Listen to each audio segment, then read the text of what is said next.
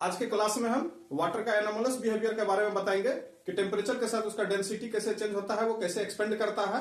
इससे बहुत important question पूछा जाता है। वीडियो को लास्ट तक देखिएगा। लास्ट में डिफरेंट जितना इंपॉर्टेंट क्वेश्चन और कुछ ट्रिकी क्वेश्चन भी इससे पूछा जाता है जो जनरल लाइफ से जुड़ा हुआ है। वो भी जैसे कि ग्लास में पानी गर्म करेंगे तो वो किस प्रोसेस से गर्म होता है, कन्वेक्शन होता है, रेडिएशन होता है या कंडक्शन होता है। तो इस एनोमलस बिहेवियर के कारण आंसर वहां चेंज हो जाता है और ये हर इंटरव्यू में और हर जगह अच्छी जगह पूछा जा रहा है अभी। इसलिए वीडियो को पूरा लास्ट तक देखिए। सब्सक्राइब नहीं किया है तो लाइक, सब्सक्राइब और शेयर जरूर कीजिए। नेक्स्ट वीडियो आपको मिलते रहेगा। वाटर का जो डेंसिटी का जो ग्राफ है, टेम्परेचर और डेंसिटी का ग्राफ इस तरह से होता है। यहां से क्लियर दिख रहा है कि 4 डिग्री सी पर ग्राफ ये डेंसिटी का वैल्यू सबसे ज्यादा होता है। इसलिए वाटर का यानी पानी का जो वजन होता है यानी भारी जो होता है वो 4 डिग्री सी में रहेगा तो सबसे ज्यादा भारी रहेगा। अब आप यहां से सबसे पहला सोचने वाला बात यह है आखिर 0 पर कम है फिर इधर ज्यादा है, क्यों ऐसा होता है? तो सबसे इंपॉर्टेंट चीज यहां जो सोचने वाला है कि 4 डिग्री सी पर वाटर सबसे ज्यादा भारी है, डेंसिटी सबसे ज्यादा है, तो उसका क्या इफेक्ट पड़ता है, कैसे? तो एक इंपॉर्टेंट क्वेश्चन यहीं से आता है कि लेक में जब पूरा आइस जम जाता है नॉर्थ एरिया में या फिर जहां पर बहुत ज्यादा चिल्ड ठंडी आता है तो आखिर मछली उसमें जिंदा कैसे रहता है? तो यहीं पर आपको सपोज कीजिए ये लेक है और ये वाटर है और एकदम पूरा इधर निगेटिव टेम्परेचर है, इधर -10 डिग्री सी है, -10 डिग्री सी है तो ऊपर से ये आइस बन जाएगा, ये आइस बन जाएगा ऊपर में। लेकिन जब नीचे आएगा आइस धीरे धीरे बनते जाएगा, आइस बनते हुए नीचे की ओर जाएगा। ध्यान देखिए, नीचे से ऊपर आइस नहीं बनता है, ऊपर से आइस बनते हुए नीचे की ओर जाएगा और जैसा ही जब ये मोटा हो जाएगा तो और ज्यादा हीट एनर्जी, यहाँ जो वाटर है, यहाँ पर जो वाटर है यहां से हीट एनर्जी बाहर नहीं निकल सकता है, मतलब और ये ठंडा नहीं हो सकता है। ये हो गया एक कारण। दूसरा कारण ये है कि 0 डिग्री सी पर वाटर का डेंसिटी कम होता है, इसलिए ऊपर में फ्लोट करता है, इसलिए ऊपर में आइस भी फ्लोट करता है। आइस फ्लोट होने का और दूसरा भी कारण उसका स्ट्रक्चर। फिर यहां जो 4 डिग्री, यहां सबसे नीचे में जो वाटर रहेगा यहां पर ये 4 डिग्री सी मेंटेन करेगा। इस चीज को एकदम याद रखिएगा। लोअर लेवल में सबसे 4 डिग्री सी, 4 डिग्री सी पर इसका मतलब हो गया कि वो आइस नहीं बनेगा। आइस बनने के लिए 0 डिग्री सी से नीचे होना चाहिए। तो 4 डिग्री सी पर है तो इसी रीजन में जहां पर ये 4 डिग्री सी मेंटेन होता है, इसी में आपका जो भी पानी में रहने वाला जीव जंतु है वो सब इसी में जिंदा रहता है, सब इसी में जिंदा रहता है क्योंकि यहाँ 4 डिग्री सी टेम्परेचर है और वो लिक्विड फॉर्म में है। इसमें मछली चल फिर सकता है और ऊपर में ये यहाँ से आइस बन रहा है ठंडा, ये यहाँ पर 0 डिग्री सी आएगा, 0 डिग्री सी यहाँ पर आएगा, फिर ऊपर जाएगा तो निगेटिव होते होते यहाँ पर एटमॉस्फेरिक टेम्परेचर के बराबर हो जाएगा। दैट मीन्स 0 के ऊपर में आइस रहेगा, 0 के नीचे में पानी रहेगा और इसी नीचे में मछली जिंदा रहता है। इसका एक ही आंसर होगा कि वाटर का डेंसिटी सबसे ज्यादा 4 डिग्री सी पर होता है और वो नीचे पानी रहेगा, उसी में मछली जिंदा रहता है, इवन तैरते हुए आ जाता है और ऊपर में अपर वाला सरफेस पर आइस रहता है। फिर यहीं से एक क्वेश्चन और आता है, तो ये तो आप समझ गए।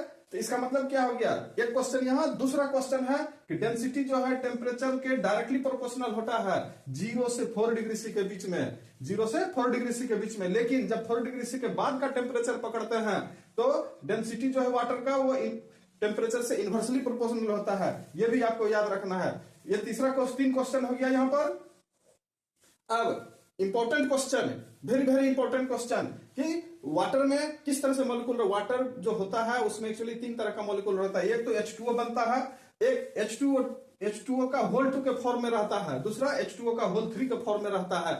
और इस तीनों का डेंसिटी टेम्परेचर के साथ बहुत वेरी करता है, यानी अलग अलग टेम्परेचर पर ये तीनों का प्रोपोर्शन जो है वो भी चेंज होता है और इसी के कारण एनोमलस बिहेवियर क्रिएट होता है। इसी के कारण एनोमलस बिहेवियर क्रिएट होता है। ये भी आपको याद रखना है। ये बहुत डेप्थ का नॉलेज दे रहा है, ये सब जगह बुक में भी नहीं लिखा हुआ है। चलिए इसके बाद इससे और इंटरेस्टिंग क्वेश्चन आपका क्या क्या होने वाला है। 2 गिलास यहाँ पर ले लिए हैं, 2 गिलास पानी लिए हैं दोनों बर्तन में। अब यहां से हम इसको हीट कर रहे हैं, इसको हीट दे रहे हैं, दोनों को हीट दे रहे हैं, दोनों को हीट दे रहे हैं हम, दोनों को हम हीट कर रहा है। ठीक, अब यहां पर पानी है इसमें। देखिए अब एक को हम लिए हैं, सपोज कीजिए इनिशियल में सपोज कीजिए ये 25 डिग्री सी था, यानी रूम टेम्परेचर पर पानी था, और दूसरा जो है इसको 0 डिग्री सी लिए हैं।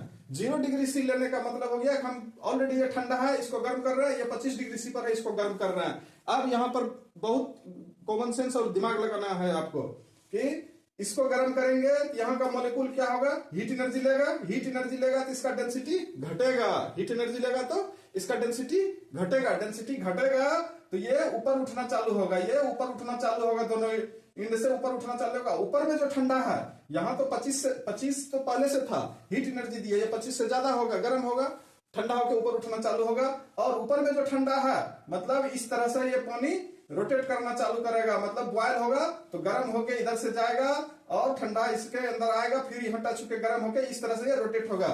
तो इस प्रोसेस में क्या हो रहा है कि हीट एनर्जी लेकर के मॉलिक्यूल खुद मूव कर रहा है, यानी मॉलिक्यूल हीट एनर्जी लेकर के खुद मूव कर रहा है। तो इस तरह के प्रोसेस को कन्वेक्शन बोलते हैं, इस तरह के प्रोसेस को कन्वेक्शन बोलते हैं। यानी कि जो 25 डिग्री सी पर पानी गर्म होगा वो पूरा पानी कन्वेक्शन के थ्रू गर्म होगा। हीट एनर्जी यहां से दे रहे हैं, यहां से इसके अंदर ग्लास के बाहर तक तो रेडिएशन से जाएगा, लेकिन ग्लास के अंदर में केवल कन्वेक्शन होगा। चलिए अब इस केस में देखिए क्या होगा, 0 डिग्री सी है, यहां तक पानी 0 डिग्री सी है, इस केस में आंसर चेंज हो जाएगा, यही समझने वाला बात है।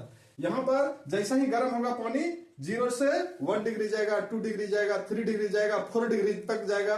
तो 4 डिग्री तक के केस में क्या होगा कि गर्म होते जाएगा पानी, पानी कहीं नहीं जाएगा, धीरे धीरे ये गर्म होते जाएगा, गर्म होते जाएगा, गर्म होते जाएगा। ये 4 डिग्री सी मेंटेन करेगा नीचे, क्योंकि डेंसिटी ज्यादा होता है, ऊपर नहीं उठेगा पानी, ये याद रखना है।